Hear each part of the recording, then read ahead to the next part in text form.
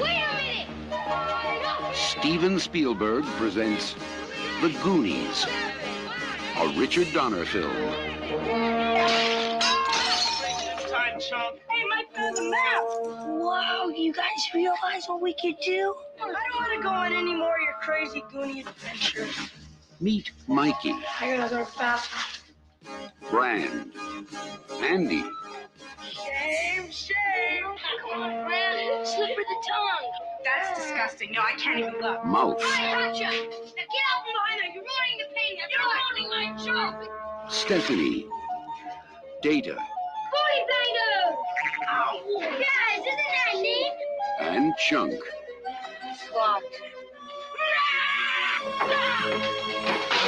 Thanks, Chunk. They call themselves the Goonies. They've stumbled onto a legend, but they're not alone. Chunk, I hope that was your stomach. No. That's the it. Sounds like Kong. Discover what they uncover. And it was rubies and emeralds and diamonds. The lost map. Oh, this is the start of the tunnel. The secret caves. Hey, Mikey! You can hear me! Run! Run! They're coming after you! Juggler! The hidden clues. Mikey! The treacherous traps. Hello, Sheriff. I'm at the Lighthouse Lounge, and I want to report a murder. Just like that last prank about all those little creatures that multiply when you throw water on them. Take the oath. They're here! Somebody's coming! Join the adventure as Steven Spielberg presents The Goonies, a Richard Donner film.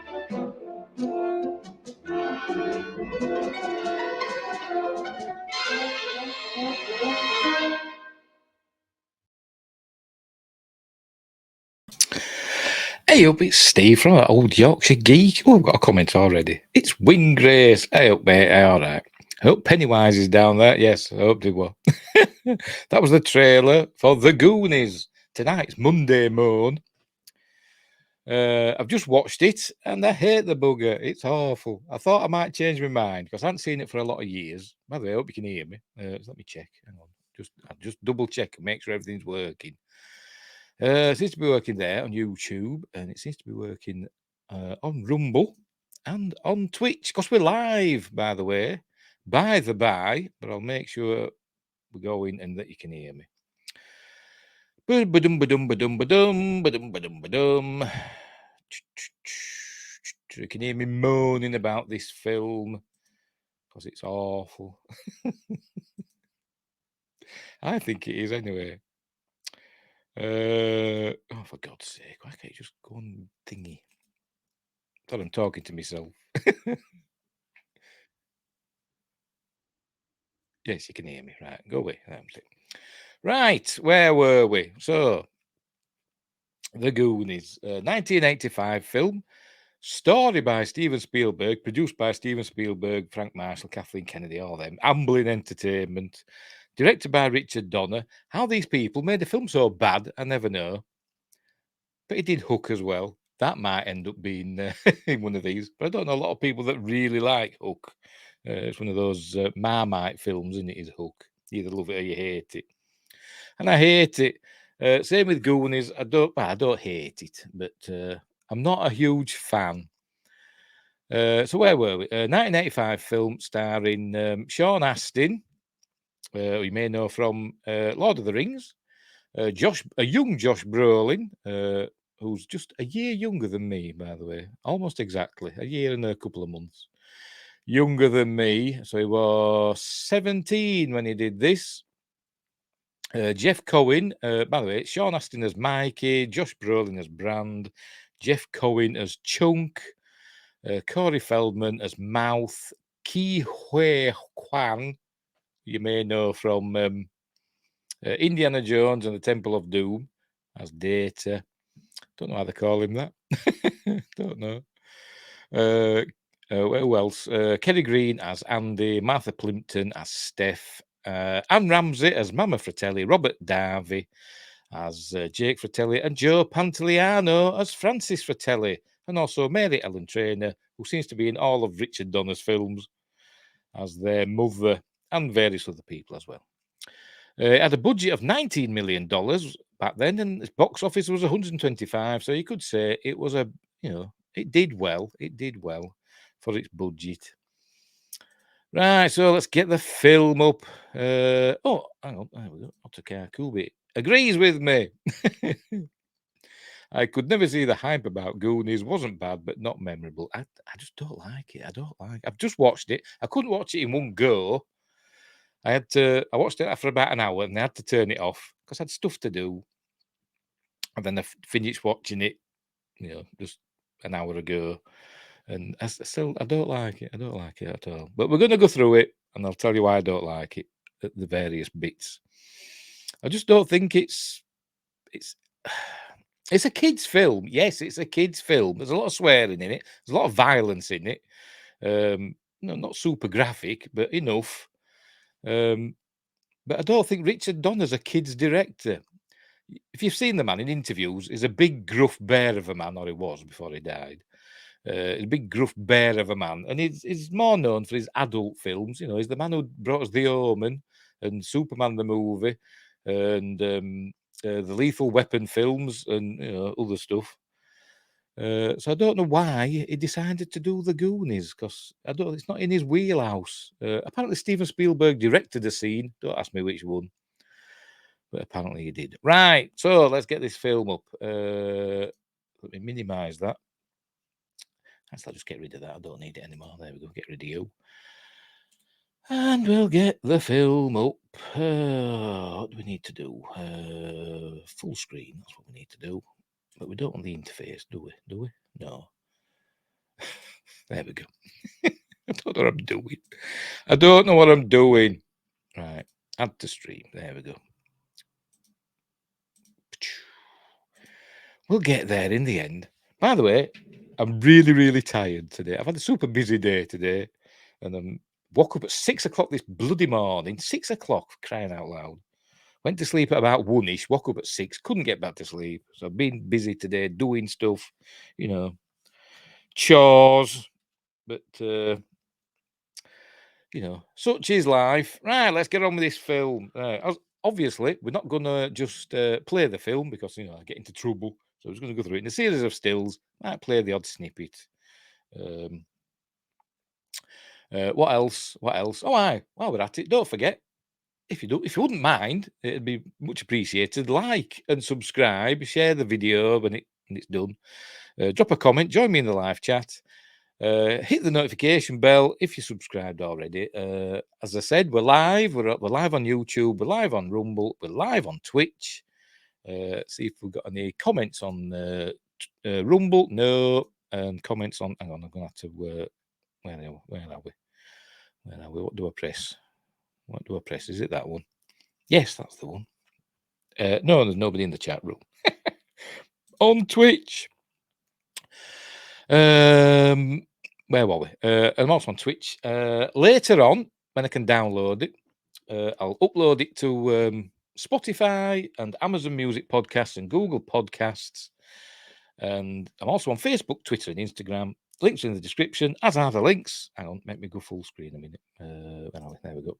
For me, 2 books: Silent Predator, a short horror novella about big cats eating people in North Yorkshire, and Mercury Rapids, a light-hearted sci-fi action adventure about UFOs and stuff. They're on Amazon, Kindle and paperback.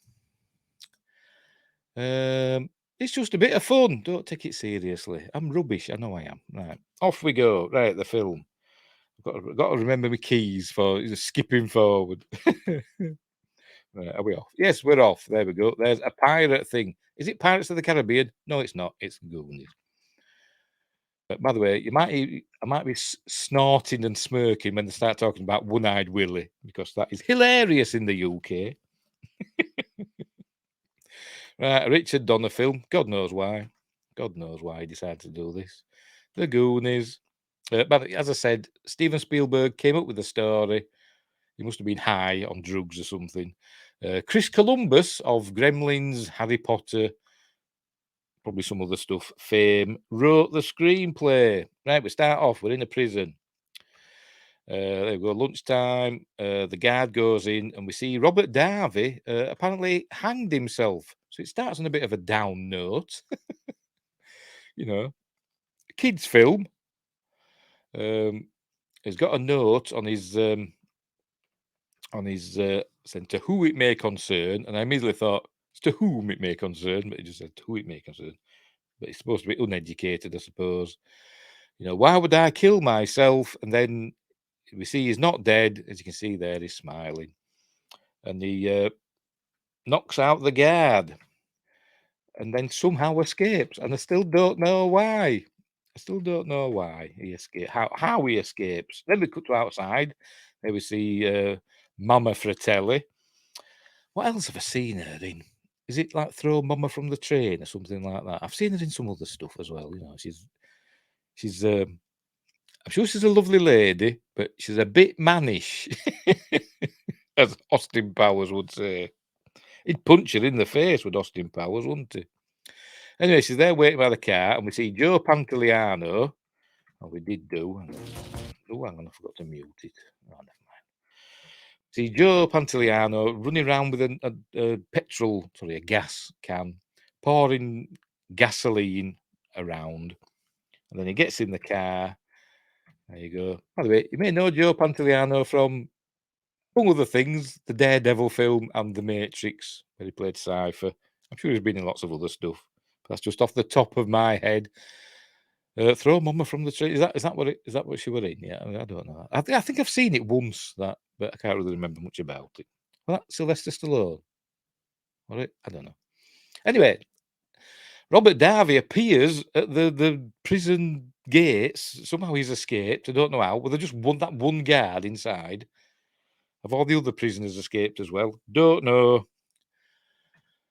He gets out, he gets in the car, and there's a funny bit where he's trying to open the door, but then the police finally the other guards come out, and then Joe Pantoliano shoots the gasoline, and it all sets on fire.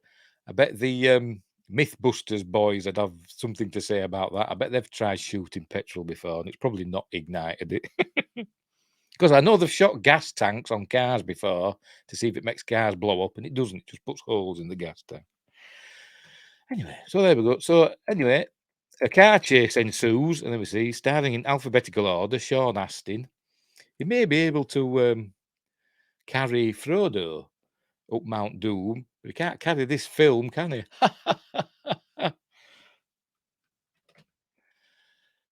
Anyway, a low-speed car chase ensues, or a medium-speed car chase ensues. There we see. Is that Andy? I think it is. Maybe, I don't know.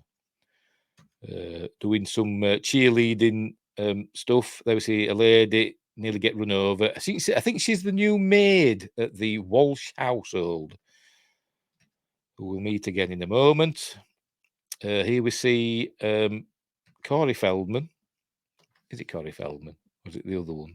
I can't remember. I get my Corey's mixed up. Yes, Corey Feldman. Yes, Corey Feldman. Right, where were we? Corey Feldman is helping his dad. His dad must be a plumber. See, I've gone too far now. Have to, where are we? Audio, mute. There we go. To play it a bit. There we go. Play it a bit. And he goes over to help his dad. It skips like 10 seconds. And if I skip it, I'd just go past this bit. This, hilarious comedy. Look, he gets up on the counter. And water goes in his face. Look, he just sits there with water going in his face and he don't like move out of the way. Because it's comedy. That's Steph, played by that Plimpton woman. Right, this is Data with his gadgets. and he's on this one. He's here we go. He's firing his. See, have I missed? I've gone too far. Yeah, I think I have gone too far. There you go. He got his gadgets. He had a little thing that popped open, and he fired it at that oil can and barrel, whatever. And it's the sucker is so powerful, it starts pulling it towards him. Yeah, it's on wheels. It's on wheels. We do see it's on wheels.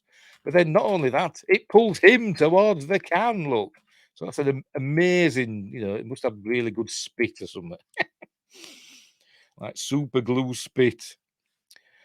So that's that. So there we learned that he does gadgets, much like One-Eyed Willie. Spoilers for later on, who also does gadgets. Right, we see Chunk. I think he's in a restaurant eating something. He's always eating. Music score by Dave Grusin. By the way, this music score, actually, this part here anyway, reminds me a lot of the beginning of Trading Places. I don't know if it is. I don't know if it is similar. It just reminded me of it. But there we go. I think I read it. It's based on something, but I can't remember what. Something to do with Don Juan or something. I can't remember. So he sees the car chase. He thinks it's all super exciting. And oh yeah, hang on. And he spills all this stuff all over him. Look, because he's a stupid boy. Ooh. Immediately, I was like, finger ends were tingling. I was thinking, this film is so bad, it's making me finger ends tingle. Does that happen with anybody else? Or do we need to see a doctor? Right, so there we go. Throw her into four-wheel drive and hold on to your hats. By the way, I was surprised to see when she set off, it actually had a manual gearbox. I didn't think you could do them in America. Oh, the way they escape is, by the way, I've just noticed that. You can't really see because it's cut off there, but on my copy here, the right-hand side is cut off. You can't see the end of Spielberg, Frank Marshall, or Kathleen Kennedy. Can't see their names, but never mind. Do they appear? Do they scroll on? Let me press play. Oh yes, they do. Sorry, they scroll. They were scrolling on. Anyway, they escape by hiding among this, four-wheel drive race that's happening on the beach. So there they go. Screenplay by Chris Columbus. Story by Steven Spielberg. There we go. Wingray says, "Oh, hang on, he's going to put me right. All my cars were manual until my new one." Yeah. I didn't think you could use. I thought you all your cars were automatics over there, like driving a bumper car.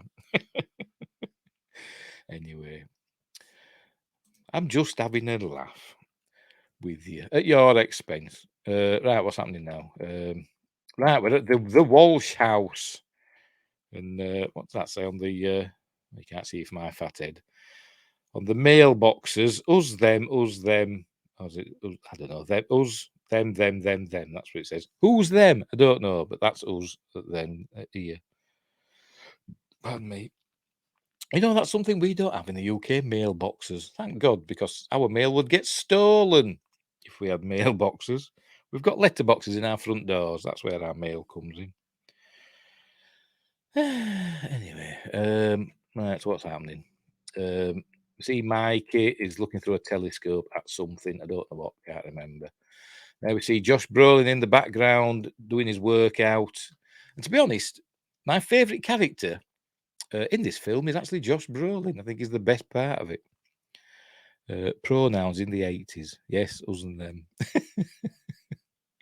They, them. Anyway, so we learned that in a bit, yeah, the moving, they've got to move out because I think the house is being foreclosed. They can't afford to stay there anymore. And all that jazz. Then what's his face appears. Mouth appears. They call him that because he's always talking. He's got a mouth on him. So there we go. There's Josh Brolin still working out. We learn he's flunked his driving test and he wanted to go on a date with Andy, Andy's a girl, by the way, who we're going to meet later. But he can't drive her now because he's didn't pass his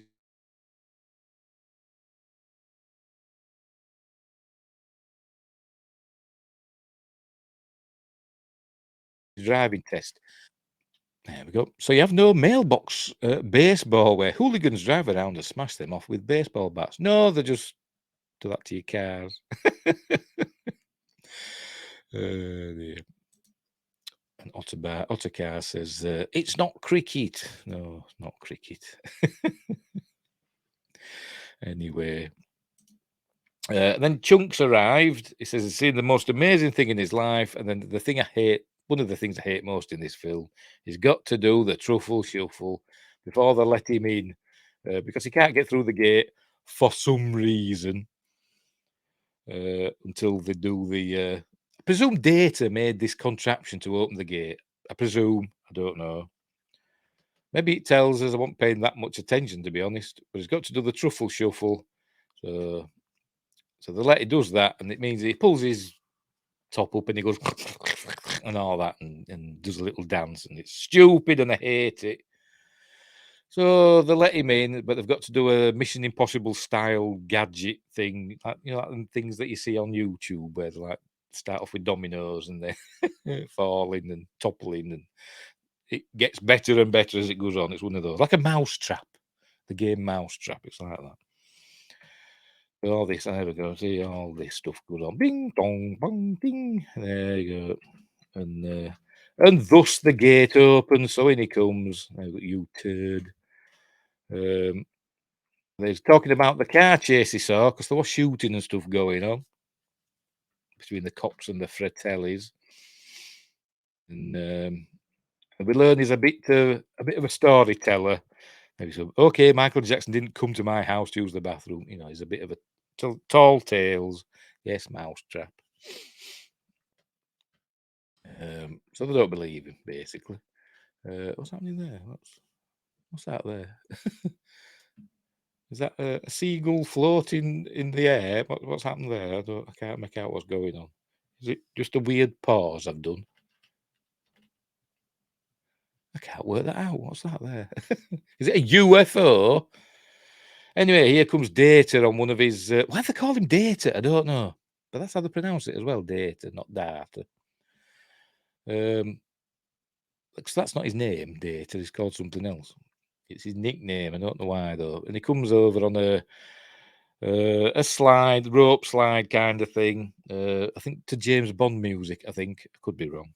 As I said, I wasn't paying that much attention. But here he comes. And they're all falling about and doing kid-like things. Don't care. Knock over this statue and break off its one-eyed Willie. So we have two one-eyed Willies in this film.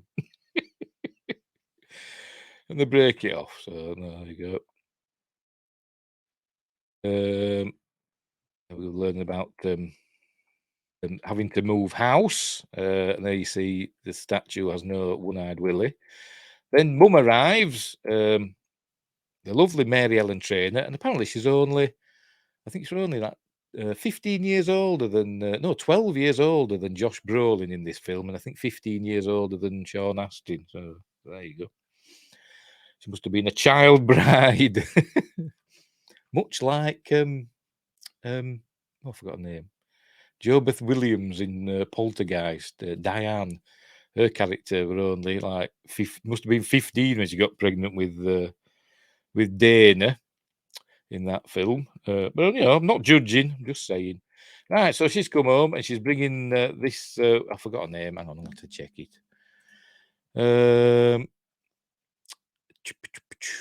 Rosalita, played by Lupe Ontiveros. Rosalita, the Walsh family's Mexican housekeeper who can only speak Spanish. But luckily, Mouth can speak Spanish. He's just not a very good translator. Well, he could be if he wanted to be, but he's a big shit. So he mistranslates everything because he thinks he's being funny. Anyway, hang on, there we go. So she's introduces her, she's going to help out. So they can't afford the house, but they can afford a bloody housekeeper. Unbelievable. Unbelievable. Wish I could afford a housekeeper. There we go, Mrs. Well, Mrs. Walsh, I speak perfect Spanish. There we go. So he's translating. They fix the that, but they put it on upside down, as we see in a minute.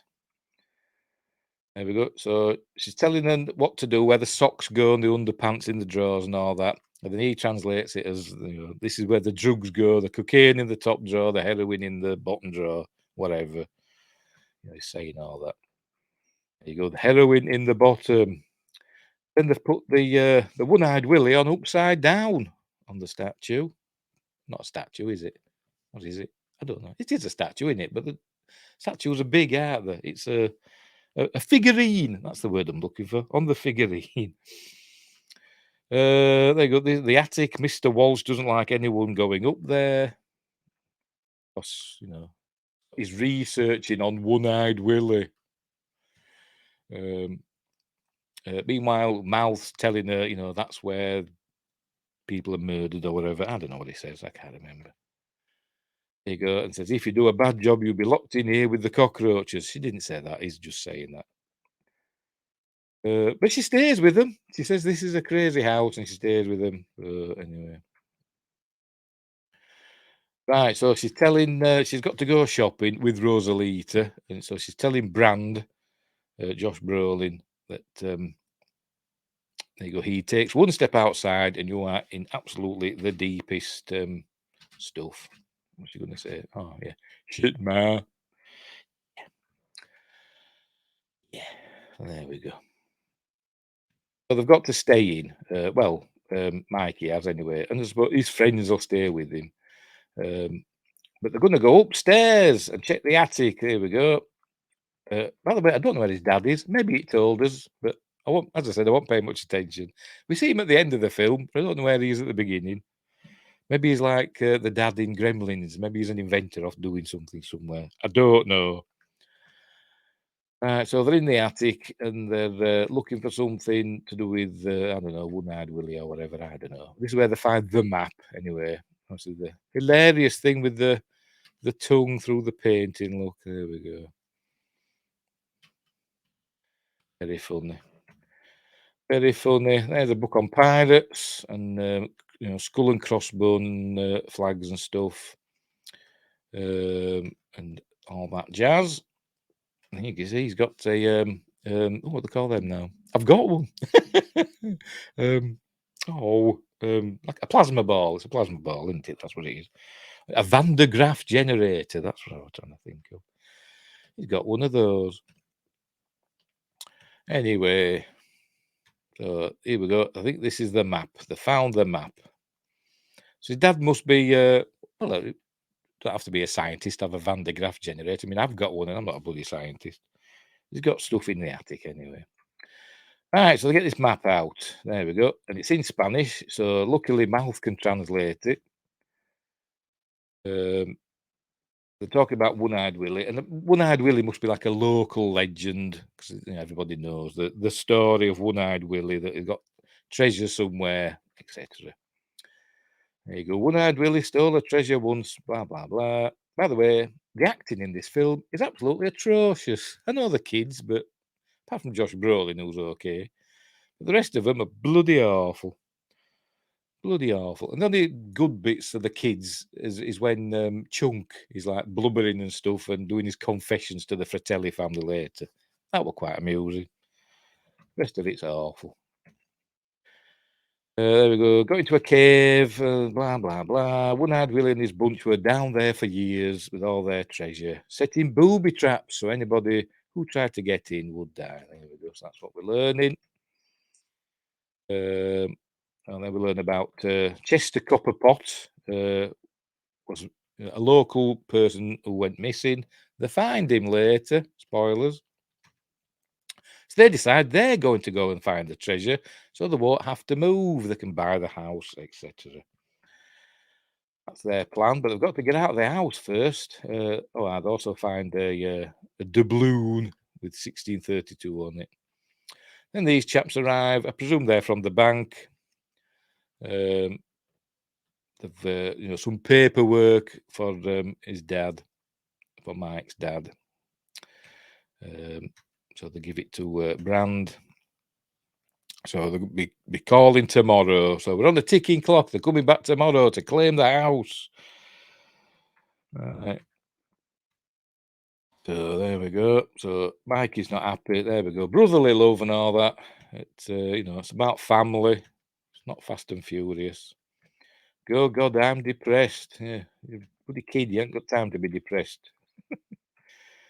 There you go. They've got the map. But they've got to get out. Oh, there we see a bit of Cyndi Lauper. She might be singing "Girls Want to Have Fun." I don't know. That's the only song I can think of. Hang on, there we go.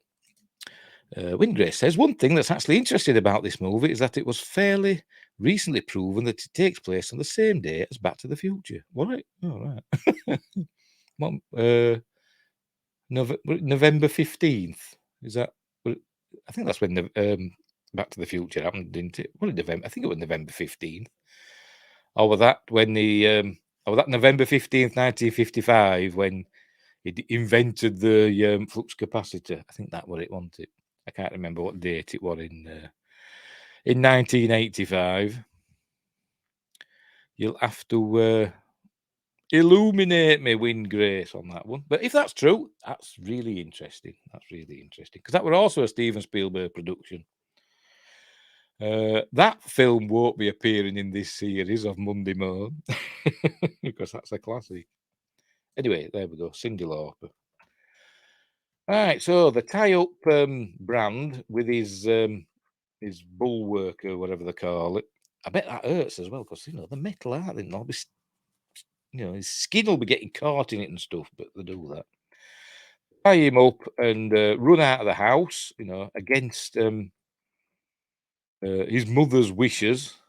But, so they've got to go and find the treasure to save the house. They're on a mission. They've got stuff to do. It's a noble mission they're on in their eyes. Mum comes back with Rosita, finds Brand tied up, and he goes out to chase after them. Oh, there's his dad. What's he doing? I've no idea. I can't remember.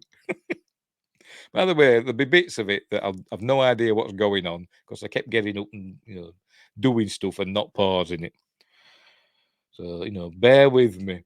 So there's his dad. Looks a bit of a nerd. He's got a bow tie. So is that a tank top? Yeah, probably. So looks a bit of a nerd, which is not a bad thing. Anyway, so he goes out, goes to his bike, does Brand to chase after his brother and his friends, the Goonies. We chase after the Goonies. That's what they call themselves. It's something to do with the area where they live, Goon Docks or something. The area where they live in Astoria. That's the name of the town. So they call themselves the Goonies. So he's going to chase after them, but they've burst his tires. So he takes this little girl's bike, and I'll just play it. I'll just play it because it annoys me. Look, takes it. Look, and there she's. Look. Child actors, eh? Stomp your feet as though you're angry. That's what Richard Donner said. Stomp your feet as though you're angry. God, I hate kids. Anyway, right. So chasing after them. Right. So they're going to find. There we go. They're going to find. By the way, there's a bit of a. I'm going to make a Star Wars reference in a minute. So they're using the map to find where the treasure could be. By the way, this is Andy and let's go back again. Andy and I've forgotten his name, so I'll have to check. No, it's not coming to me. Did he Troy? It's Troy, isn't it? Yes, Troy. Yes. This is Troy, who also wants to go out with Brandy, but Troy can drive. He hasn't failed his driving test. And there's Steph in the back. Don't ask me. I've seen her in something else, but I can't think what. But I've seen her in something else. Does it say on here? Hang on, where are we? Where is she? Martha Plimpton. Goonies, Mosquito Coast, Shy People. Nah, I don't know. Rollover. Nah. But I've seen her in something. apart from this. Right, anyway. So they're in his car, and they come across Brand on that little bicycle with training wheels on. By the way, he's using the rear view mirror to check out Andy's. Well, he's checking out her legs there by the looks of it. She said they were looking down her top, but that's not her top, is it? Yeah.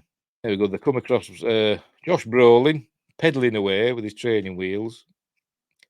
Not going very fast. It'd have been quicker running, to be honest, but anyway.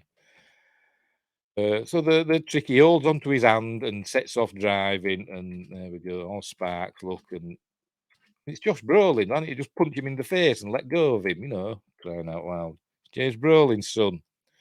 So he ends up going. There we go. And goes over the edge of the road. There, he could have died for all we know. Look, there he goes. Anyway. So they're at the coast, and I don't know where this was filmed, by the way. Shall we check? Where was it filmed? Where was it filmed? Principal photography. Where is it filmed? Is it going to tell us? Some of the on-location filming was done in Astoria. Oh, is that a real place? It must be.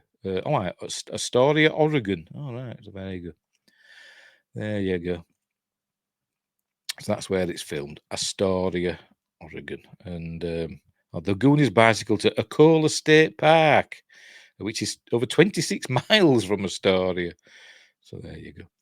But kids could do that in them days. When they used to go out and play, we used to go for miles, didn't we? Maybe not 26, but we used to go for a long way from home. As long as we were back before the street lights came on, you didn't get into trouble. And as long as you could hear your mum shouting you for your tea, you know, you could hear them. Stephen! Could hear them, and then that's what it was. Anyway, right, so they're here.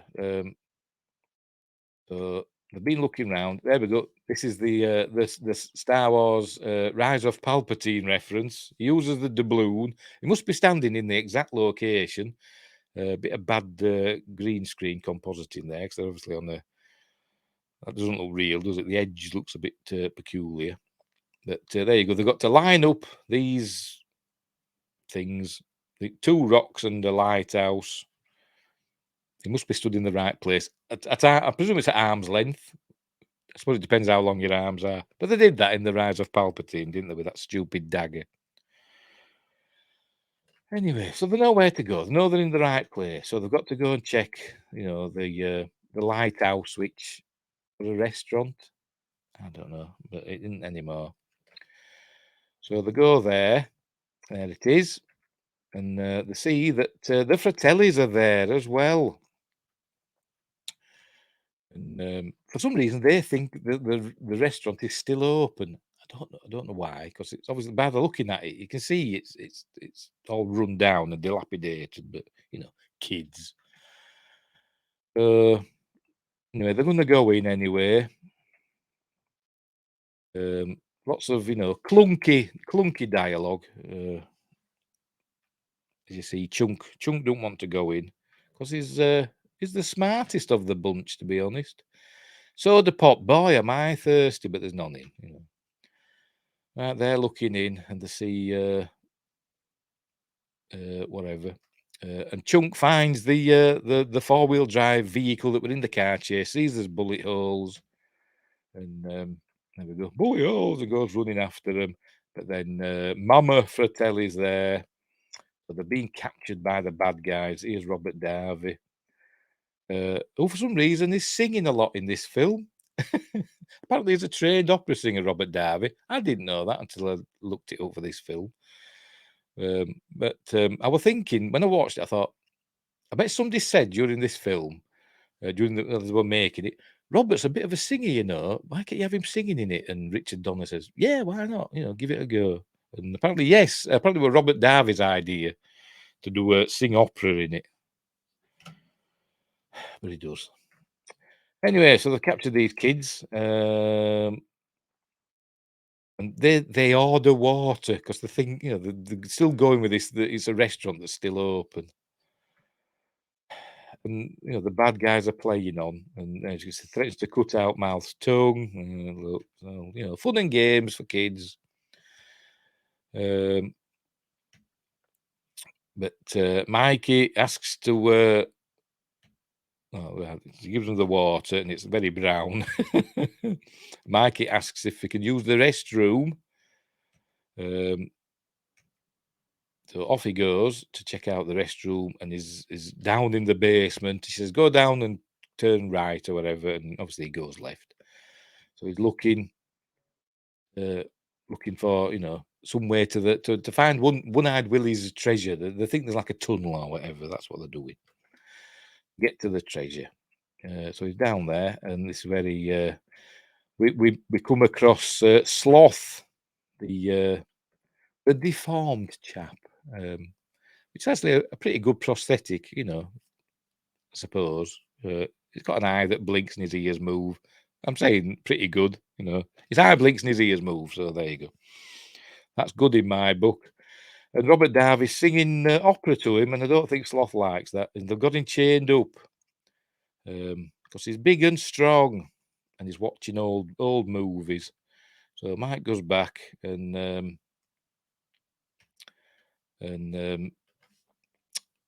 Brand has arrived, and he gathers them up, and they all escape. They get out just in time. There they see they're putting bodies in. There you go. I can't remember who it is. They've got a fella and they've killed him. There you go. We could have taken him to the side of a road and shot him in the brain, but they're putting a body in the back of their car. We see it later on.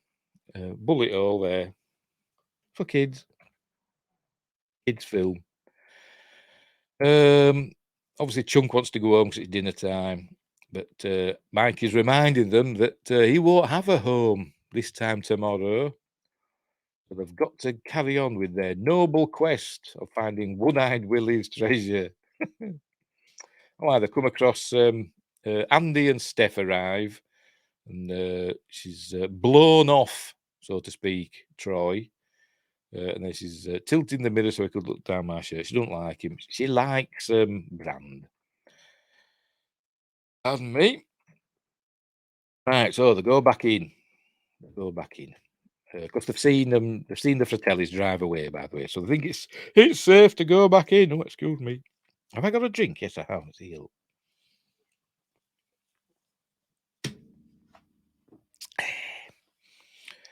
So they're going back in. And they're finding the way. Then they've followed them.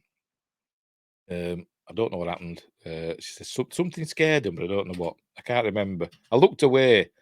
Somebody stood on a rake. All right, it's that. That scared them.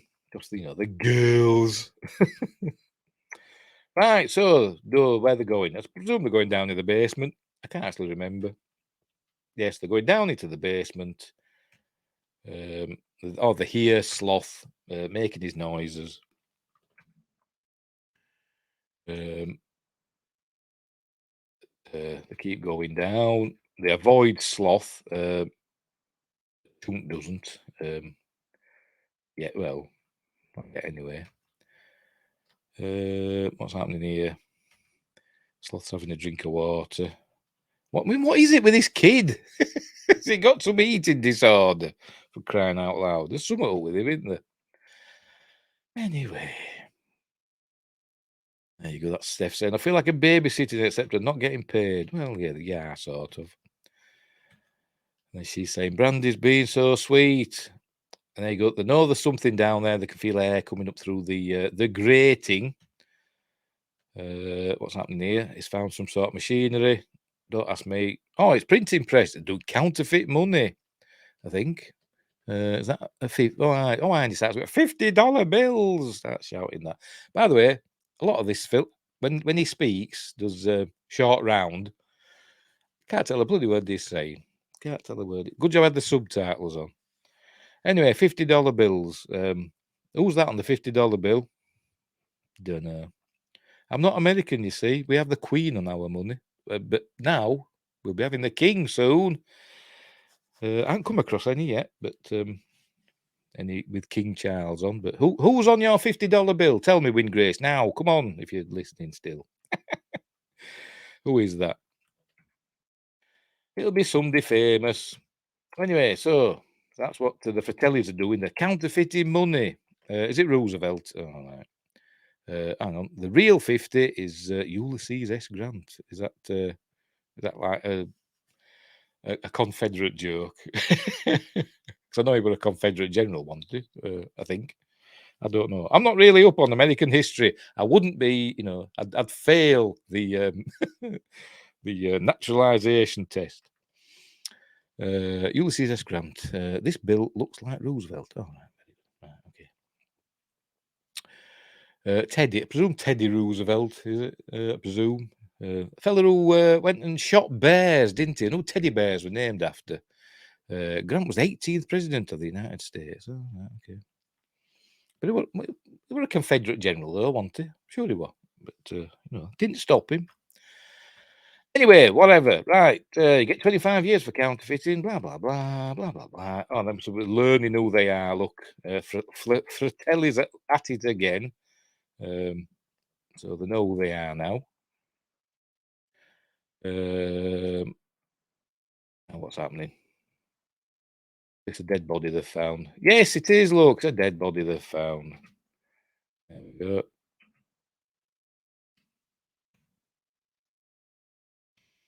I think the Fratellis have come back.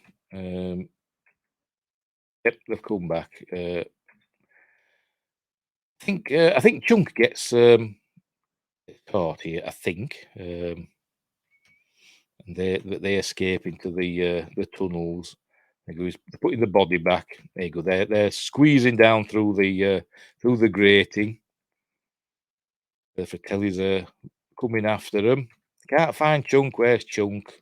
Chunk gets captured by the Fratelli. Grant was a Union general, basically the one they attribute the defeat in the Confederate. Oh, I've got it wrong way around. Well, who were the famous Confederate general then? I don't know. As I said, I'd fail the test. I'd never be a US citizen. Anyway.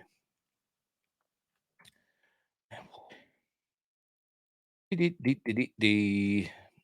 to go and check on. Tells them to go and check on. I forgot his name already. Sloth. So I think this is where they capture Chunk, whose name is Lawrence, by the way.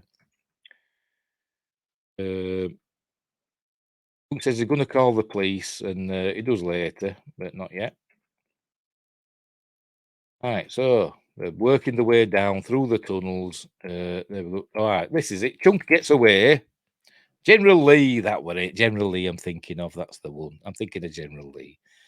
Yes, I should have known that. Bloody car in the Dukes of Hazzard. That was the General Lee, wasn't it? See, that's my American history. Anyway, where were we? Chunk escapes and he comes across a car. One car goes straight past him. The next one stops, and you can tell that it's the baddie's car. But he goes up to it and he's saying, "You've got to help me." And he's looking straight into the windows. Why do you bloody recognise him? He's saying, "We found the Fratellis and I can give you a description and all that." And then the light comes on and we see that it's Robert Darby in the car. And he starts singing again for some reason. And he continues singing, and then we see his reflection in the mirror, and he sees his reflection not singing. So a bit of bad editing there. But anyway, so they grab Chunk, throw him in the back of the car with the dead body. So anyway, they go down. They find these lanterns, which are amazingly good lanterns. They can keep lit, even when you walk through a waterfall. And that's good lanterns. Well, I think they are anyway. There we go. They find all these pipes. These are gas pipes and water pipes and stuff. And they decide to bash them to try and... oh, what's that? Oh, hello, Joshua. What's that? There you go. Hiya, Joshua. Welcome to the show. You haven't missed much. It's the Goonies, after all. They decide to bash the pipes, so see if somebody can hear them, in a building somewhere. But They seem to be like in the middle of nowhere, so I don't know who's going to hear them. But stuff does happen somehow. So started in all these pipes, and there we go. There's Astoria Country Club. Must be somewhere nearby. Don't know how near, but it must be. Data was the kid in Temple of Doom. Yes, he was. Yes, short round. Thought I recognised him from somewhere. Yes. Hang on, I'll share that. Yeah. Yes, I called him short round earlier because I couldn't remember his real name. But yeah. And recently, he's an Oscar winner in Everything Everywhere All at Once, which I still haven't seen. But I'll get round to it eventually. Right, so then we come to the Astoria Country Club. See this fella having fun and games with this water fountain that keeps going up and down because they're pulling on the pipes from wherever they are. All the pipes lead to that place, that room where they are, it seems. You see some chap going into the shower, and then all the shower. Hang on, let's go back a bit. All the shower controls suddenly disappear into the wall. There you go. Somehow, don't know how. I mean, all they're doing is just banging on the pipes. How's all this happening? And then Troy goes into the loo. There you go, to read his book on guns and ammo. I'd have thought it'd have been, some other adult literature, being Troy, but never mind. And there we go. And we see that there we go. Reverse pressures happening. Shouting it, like in a Michael Bay film. And he's lucky he doesn't get killed. Look, he could have killed him, couldn't he? That stupid film.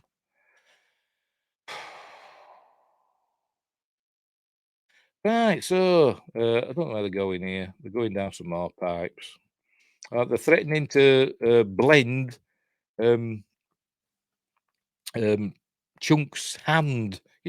Kids' film. They're threatening to blend his hand if you don't tell them, all about it. It's awful. Oh, I've got to share that. Yeah. Another of my favourites, says Joshua. I still can't believe I dislike it so much. I actually dislike this more than The Princess Bride, which we did last week. That, I didn't like it, but I don't like this one even more. This just annoys me. I just don't. So they're threatening him, a bit of child threatening. There's Joe Pantoliano with his hands round a child's throat. Couldn't make this film these days, could you?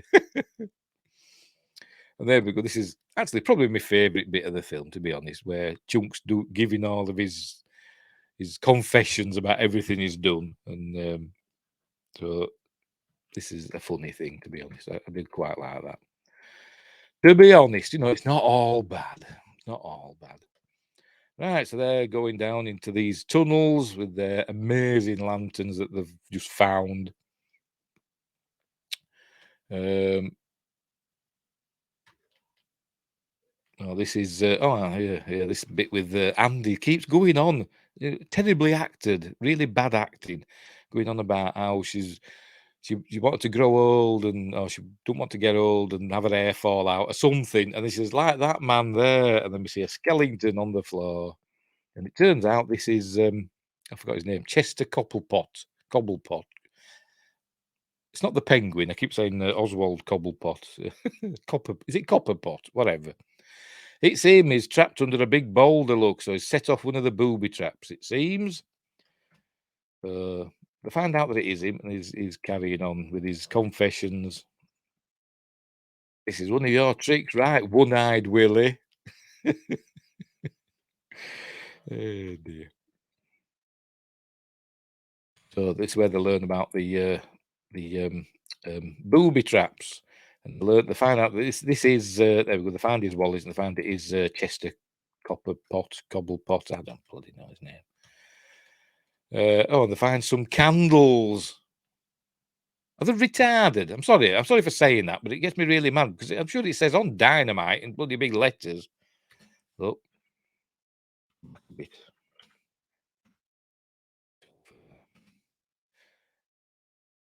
It says there's something else here. Hey, look at this. Candles. Look, it says on dynamite.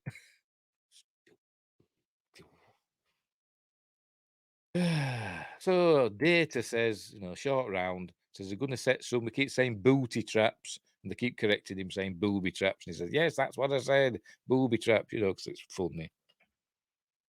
He's going to set booby traps, in case the Fratellis follow them. Then they find some sort of object that's supposed to be a representation of One-Eyed Willie or something.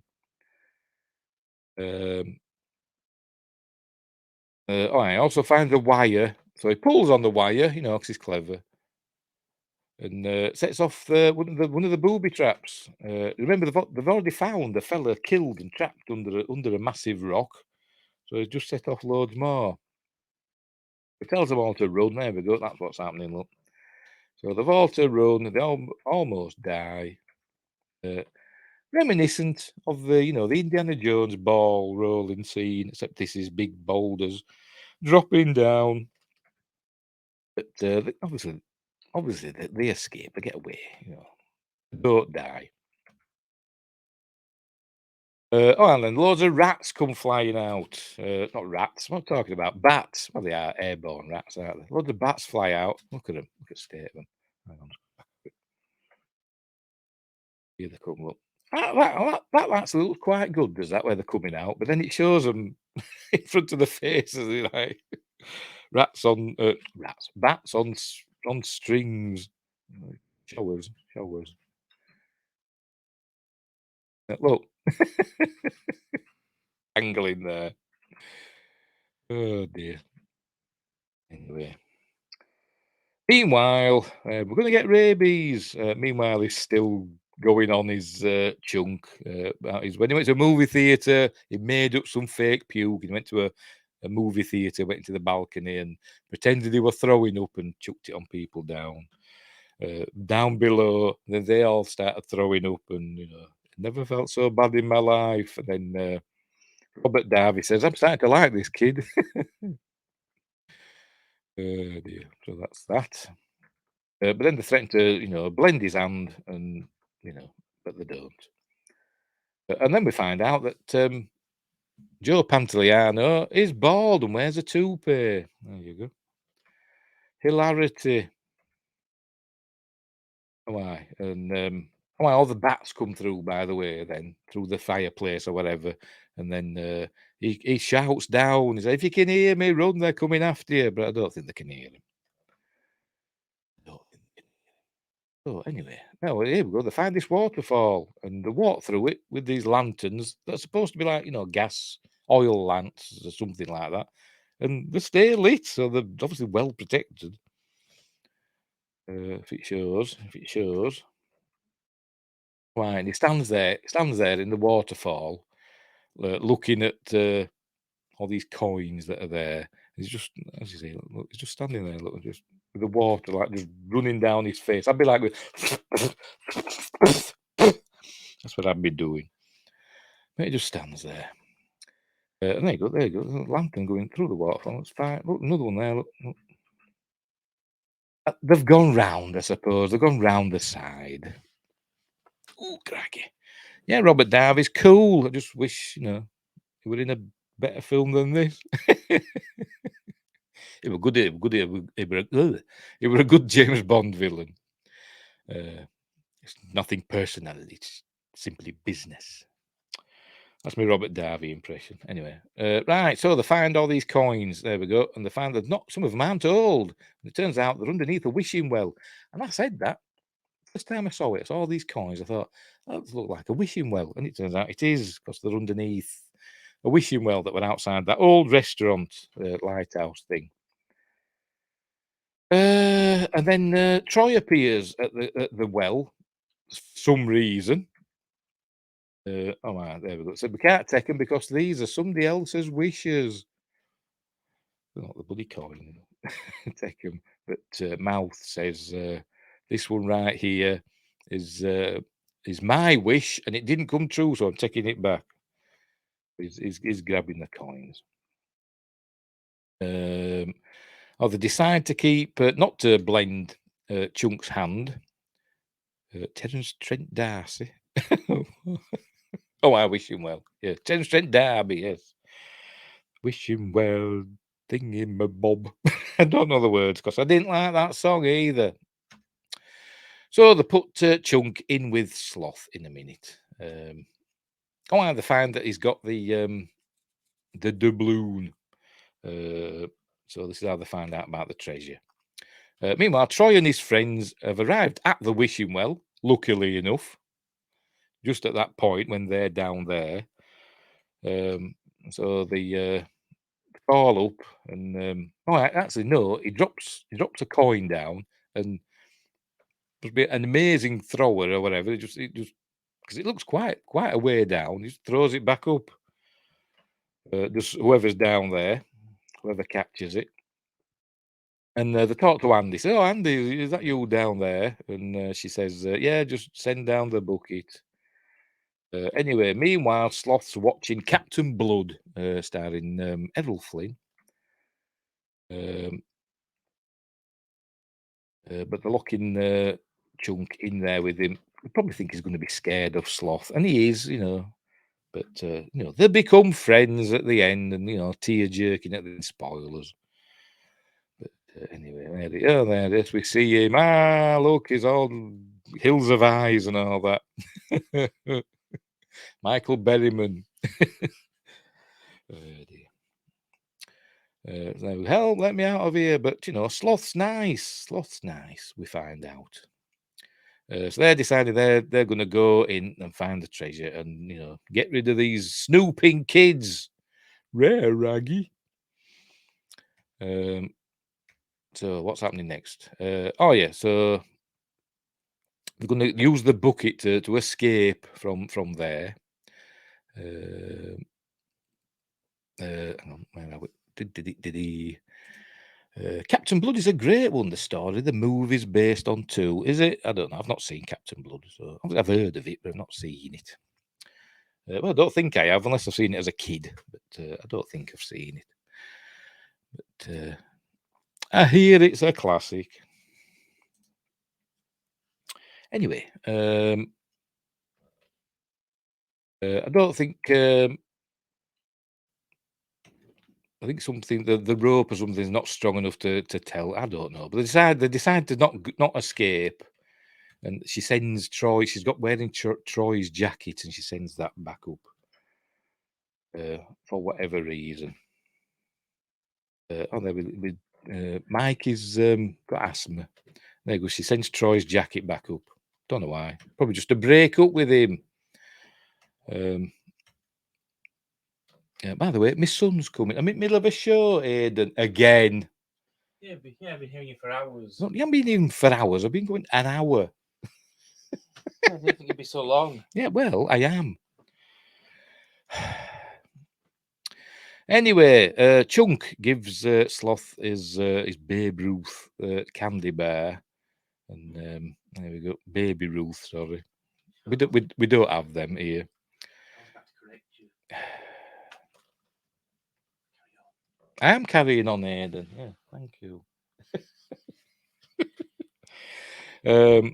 But I think he drops it, and Sloth gets cross. But it just breaks through out of his chains. His chains come out, and then he gets the candy bar, and they make friends. Eventually, there we go. And he gives him a big kiss. There we go. Right in a minute. Here we go. You ready? There you go. Big kiss on the lips. It's harmless fun. My foot's itching. Oh, harmless. It's harmless fun. What? I'm waiting for my dinner. Yeah, well, when I've done this, I'll sort you some dinner out. You're gonna order? No. Yes, you are. don't argue in front of your audience. Well, we've got Ottercar, Joshua, and Windgrace watching with me, and somebody else as well, because it says we've got 4 people watching. Listening to you, wanting me to make you dinner. But don't argue in front of them. I'm not arguing. Anyway. Please order from Chili Chicks if it's open. Whatever. Right, go on, let me continue. The quicker you slide out, the quicker I'll be finished, won't I? There's a cat outside. I can't tell what it is. Okay. So don't just turn the light on while you're doing a show. Right, okay. Well, no, it's fine because the camera's pointing this way. So So I can turn the light on. yes, if you want to, yeah.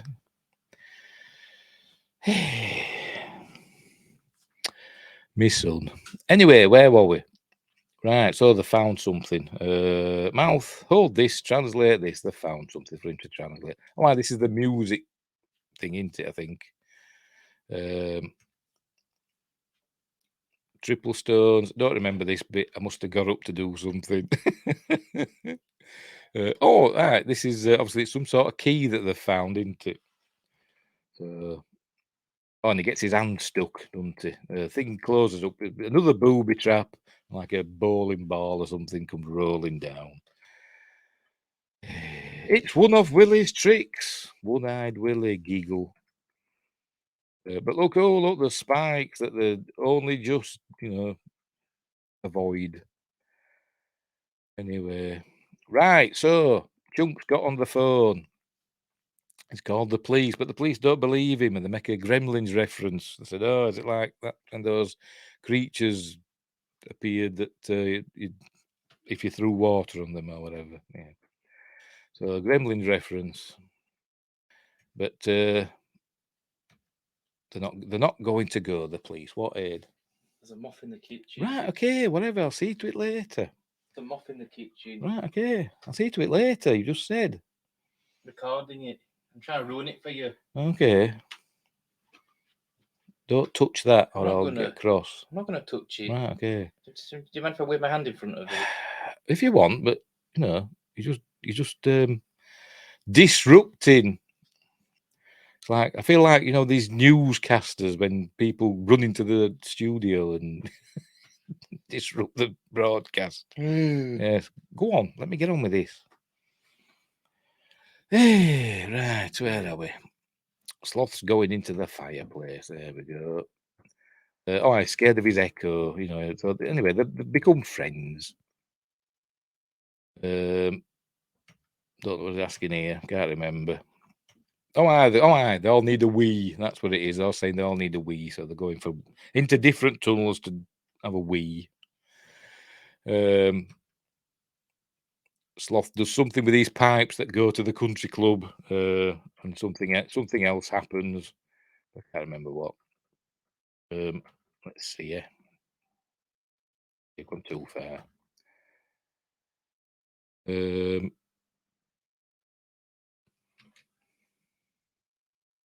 Something happens, but I can't remember what happens. He grabs one of these pipes, and something happens. Elsewhere. I don't remember what? We'll find out, I think, in a moment.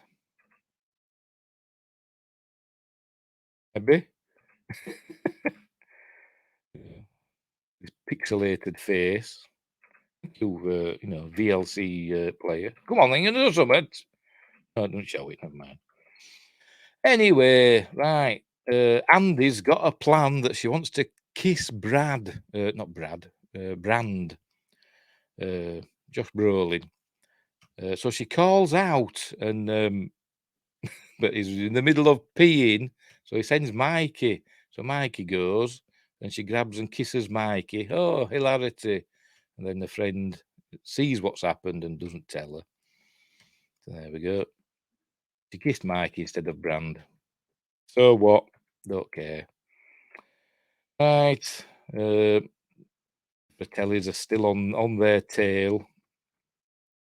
Where are they? They get to this slippery log, but they make it across.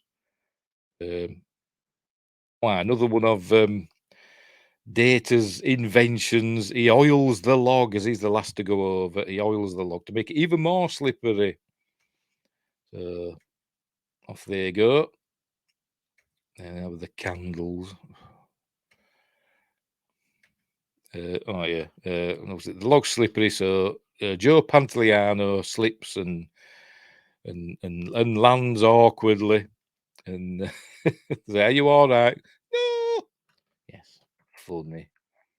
They get to this skeleton keyboard thing. It's supposed to be like an organ, I think, a pipe organ. It's made of skeleton bones. And Andy apparently took piano lessons when she was 4. So they expect her to know how to play a piano bone keyboard.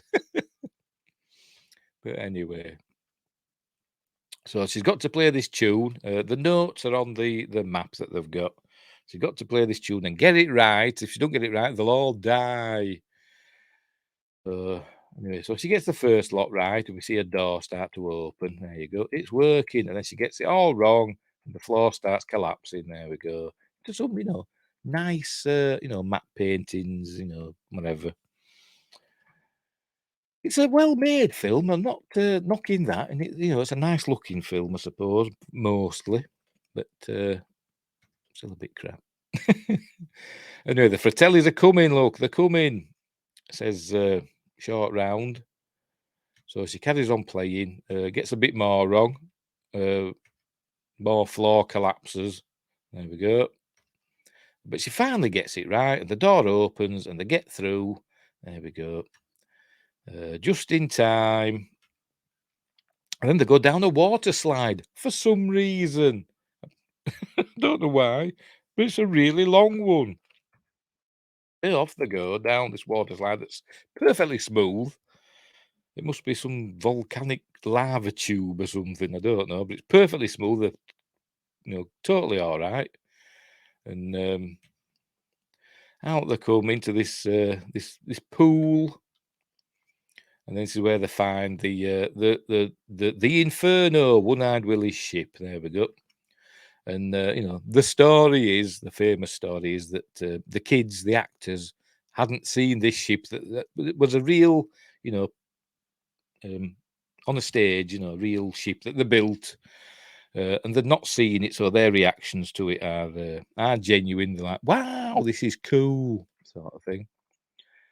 There we go. There we see the water's not very deep at all, which is contradicted in a few minutes. And they even say the water's not deep, and then in a few minutes, everybody's high diving into the water, and it's really deep. So anyway, they go aboard the ship. Did the Fratellis go down the water slide? I don't think they did. They found another way. But the water slide didn't seem quicker than the way the Fratellis went. But maybe they found a shortcut. So they're on the ship. Find a chap lashed to the wheel with daggers in his eyes. We'll see in a minute. Oh, I've gone too far. Says, "Oh, it's just a skeleton. Look, just a skeleton. There you go. He's got daggers in his eyes. Is it Judge Doom?" Oh dear. Just a skeleton. It's probably a real skeleton as well. Like in Poltergeist, they use real skeletons for the swimming pool scene. That's probably a real skeleton as well. Because real skeletons were cheaper than fake ones, apparently. Right. Data's okay. He talks to himself and refers to himself in the third person, so he must be mental. He fell down, by the way. Fell through the flooring, the grating or whatever. But he's fine. Anyway, they eventually find One-Eyed Willie. Eventually. He finds a little doll. I don't know what reference that has, but she finds a little doll. And then she pulls on a rope, and it unlocks, opens this little hatch, and there's some writing there. They don't even read it. They just smash it all to bits. Maybe it just says, "Smash this to bits to get to the treasure." I don't know. But that's what they do. So they climb up, and they find out that they're in One-Eyed Willie's cabin, I suppose. And we see he's there with some of his crew, looking a bit peaky. And there's all the treasure on the table, gold and jewels and all that jazz. And they're all dead, obviously. And there's One-Eyed Willie with his eye patch. But we find out that he's actually got no eye at all. Mikey moves the eye patch, and we see there's just bone there. So he didn't really need an eye patch, did he, to be honest? Anyway. Mike has a little chat with One-Eyed Willie. I made it, I beat you, blah, blah, blah. And he has a little teary-eyed bit saying that One-Eyed Willie was the first Goonie. Then all the others arrive. So they decide to get the treasure. But Mikey says, leave that there, the one that's on the scales, leave the scales, because that's Willie's. And we find out why shortly. And to fill their pockets with all the other treasure, empties his marbles out, does Mikey, and puts some jewels in instead of his marbles. That's important. So they're grabbing everything they can. And the Fratellis have arrived. They've got a gun. So Data tries another contraption that doesn't work. You know, a boxing glove. Hang on, where have we got? I reckon Stephen King was inspired to write it to palate cleanse from watching Goonies. I think it came out before, didn't it? The book, anyway. I think it did. Can't remember, to be honest. I mean, there's good, kids' films, with child actors, but this just isn't one of them for me. Anyway, it's no Stand By Me, is it? Speaking of Stephen King. Anyway.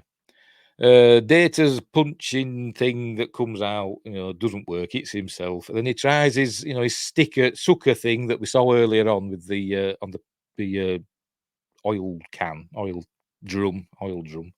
He tries that, and it. Let's have a look. Data's just unhappy. Is it? We'll see it here. Look, there we go. Straight on. Fastens to the gun somehow, finds enough purchase, enough area on the gun that the sucker can stick, and it pulls him towards her. So that didn't work. So they just, tell them to empty their jewels. So they're losing all their money. Mouth had loads of them in his mouth, obviously. And they make Andy walk the plank, and so she goes into the water, but we'd learned, not long ago that it wasn't deep. They were stood up in it. It was like waist deep, wasn't it? But anyway, she's walked the plank. So I can't swim with my hands tied, and Brand goes into the water to save her. Then they start doing the others. I said, "Oh no, they're making us all walk the plank." But then Sloth arrives, Sloth and Chunk, and he does his Captain Blood thing. And it came out in 86. Oh, Goonies was 85. Well, I thought it was earlier. I thought it was earlier in the 80s. So maybe Otakar was right.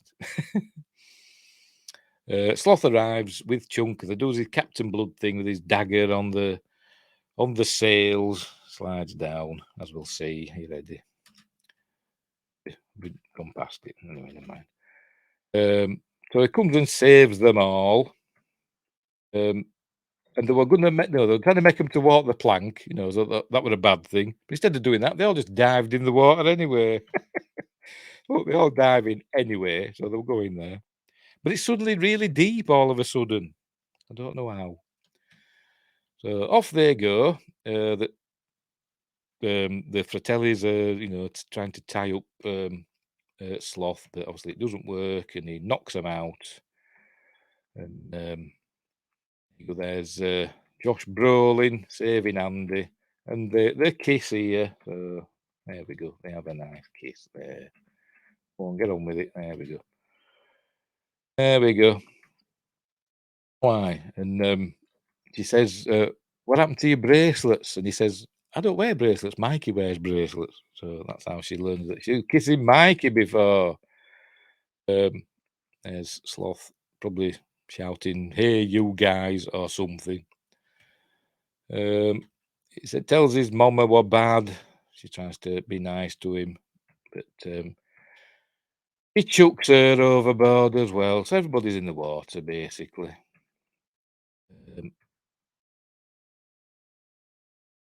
They get out, and they're back on the boat, and they're taking the treasure. And she takes the treasure from the scales, and it sets off a booby trap in a minute.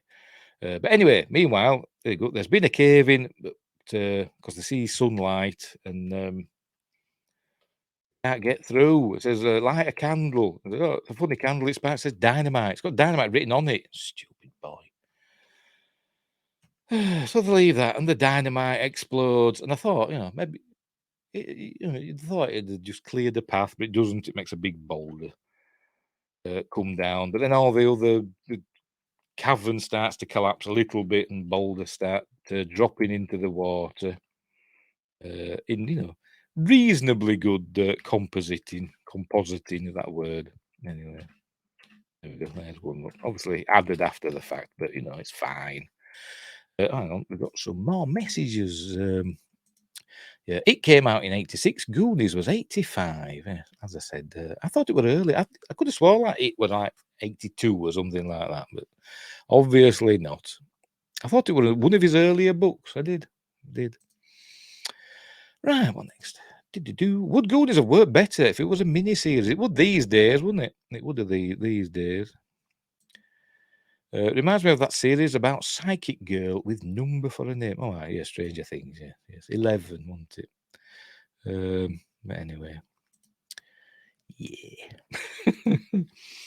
Right, so they're escaping. Women and children first. They'd set off a booby trap and everything was going wrong. I can't actually remember. They're in the water, look, treading water, even though it's supposed to be not deep. By the way, the ship, as you see there, is on rocks there, so it's obviously grounded on these rocks. Maybe the tide came in, as we'll see in a bit. But anyway, they get out. We saw earlier on, by the way, I forgot to point it out. Here we go. There's Sloth is holding up the big boulder. He's holding it when they're all escaping through his legs. And then Chunk says, "Come with us," and he says, "Sloth love Chunk." Ah, bless him. But it says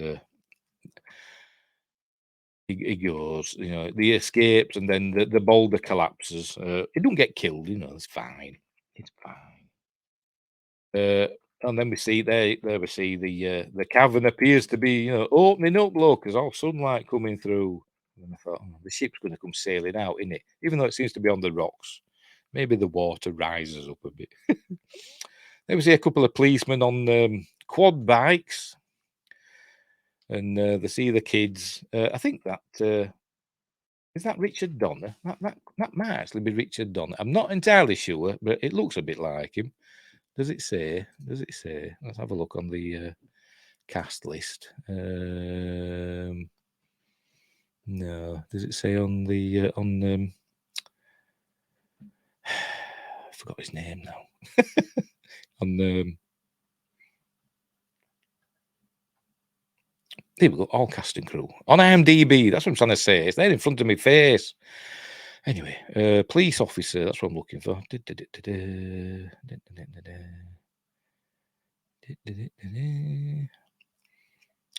Yes, Richard Donner's policeman. Yes, that is Richard Donner, the director of the film. Told you what a bear of a man, didn't I? Anyway, where were we? So they've got to call their parents and get them down. So they found the kids. They must have been reported missing, because maybe they've been gone overnight or whatever. They've been reported missing. So there we go. They get reunited. All the families all together, being reunited. They're all happy. Here's Data's parents. Is that David? See, let's look that up now. Is it David Yip? Data's father. Oh no, it's Michael Paul Chan. Sorry, I thought it was David Yip, the Chinese detective, who were also in a James Bond film. Anyway, but never mind. No, it's not him. It's somebody else. So they're all, and there we go. He's got his own invention, a camera on a thing that doesn't work properly, and it all goes wrong. So it says, just like his dad. There we go. That's okay, Daddy. You can't hug a photograph. Blah blah blah. We see Mouth and Steph. Yes, it was in. No,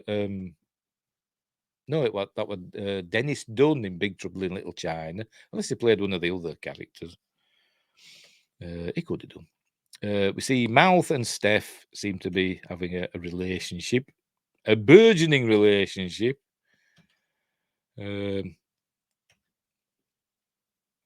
we go. So Josh Brolin and them are kissing, and then is this where we see the we see the Fratellis have arrived, and the police come to arrest them, and all the kids run to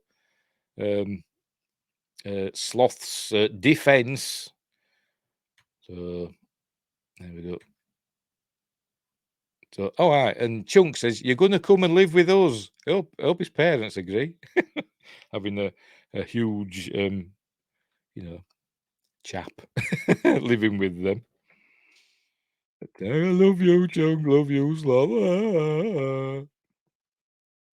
Anyway, these bad guys have arrived with the the foreclosure chaps, and they've got a piece of paper that he's got to sign. There we're going to start signing it, but then Rosita, anyway, she finds Mikey's marble bag full of jewels. They just look like coloured glass, but the jewels. So they're going to use, and instead of keeping it for herself, because she thinks they're all druggies, all drug runners, but she doesn't keep it for herself. She tells them to don't sign it because they're rich now and they can buy the house there. Oh, and he throws it. I'll just play it. What do you want? He rips it up and he throws it up, and then you can see there's like somebody else has thrown a few more up as well as you watch. And he throws it up in the air. No more signing today or ever again. Oh, get it ripped up. Come on, throw it up in the air, man. There we go. So some come throwing up, and then some more as well. 2 lots for his money.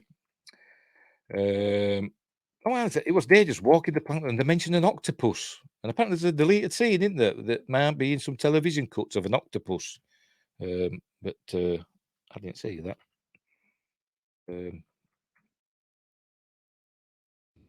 Where are we?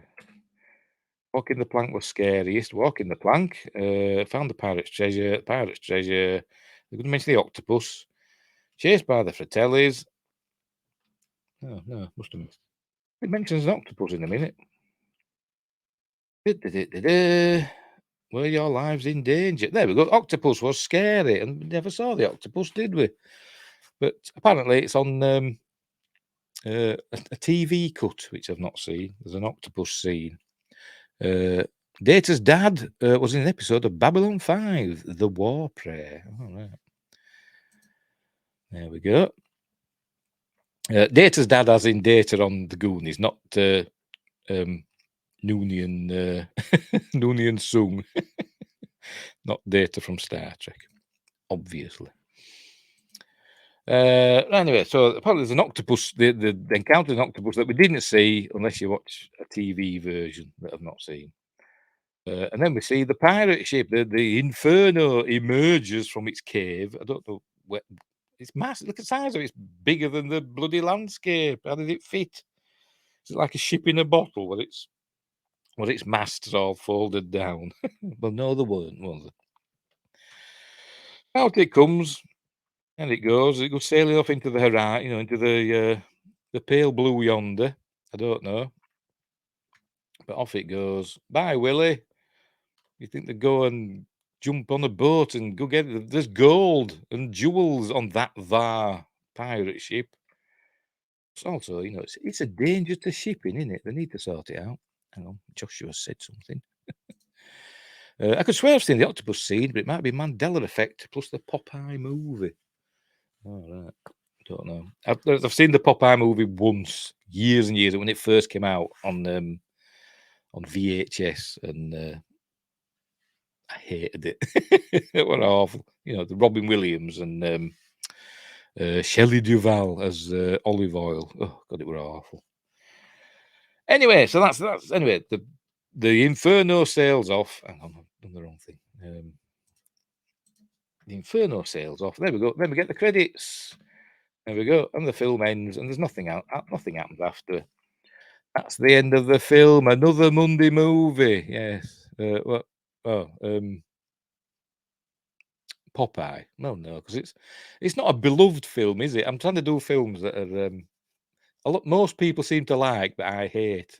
That's what I'm trying to do. Not just films I hate, generally. But anyway, But yeah, I might do Hook. I don't know though. Do a lot of people love Hook? I don't know. But I didn't. I thought it was crap. But anyway, never mind Hook or Popeye. Hey, Ghostbusters. It's a classic. One of a near perfect film. Ghostbusters. Near. No film's perfect. Anyway, right, so we'll remove that. Right, so that was the Goonies. As I said, I don't like it. I don't hate it, you know. But I like The Princess Bride more than this. It just really annoys me. I think a lot of it maybe is because I don't think Richard Donner is a good director for children. He's an adult director. As I said, he's a big gruff bear of a man, and and I don't think is a good director for children. Let's make myself big so you can see my ugly face in 3D. Yeah, so I think that could have been it. I don't know which scene Steven Spielberg directed. That's one of the stories that Steven Spielberg directed a scene in this. I don't know which one. Probably the best one. Maybe the bit with Chunk doing his confession. Because he can direct kids, can Steven Spielberg, but I don't think Richard Donner can. I'm trying to think of films he's done with kids in. All I can think of is The Omen, with little Harvey Stevens in it as Damien. But anyway, but yeah, I don't like. As I said, I don't think it was a good film for Richard Donner to direct. It was a bit all over the place for me. Yeah, there were good sets and stuff and good, fun, I was watching it, particularly on the water slide bit, and and sorry, I'm laughing at Ottercart. Where are we? Oh, hang on, I've gone too far. There we go. I was a strange child. What was that? The Donner cut of Superman 1 and 2 are great. I'm one of these people that prefers the theatrical version of Superman 2 over the Donner cut. I do. I don't mind the Paris scene. I think the Paris scene works perfectly well in Superman 2, with the Eiffel Tower and all that. I think that works perfectly well. I think there's nothing wrong with that. And so there you go.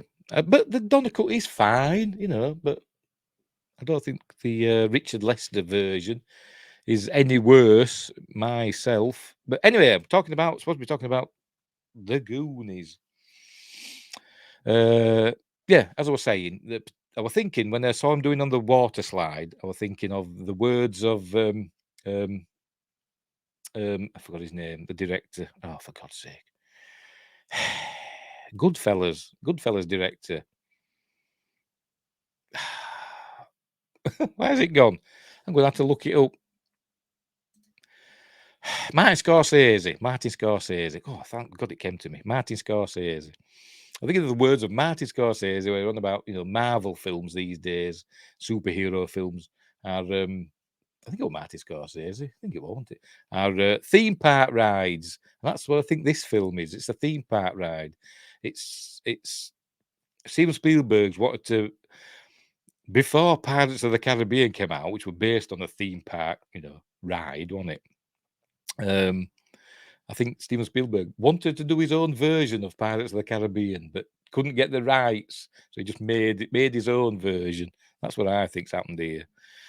But maybe that's true. I don't know. I haven't looked into the the behind the scenes. I haven't seen the making of Goonies because I don't like the film. So anyway, so right, we'll leave it there because we've got stuff to do. And my lad upstairs wants his dinner. He says he means supper, but he always calls it dinner. I think because supper has like bedtime connotations, even though he's a grown man, he doesn't like going to bed. But he can stay up as long as he wants as a grown man.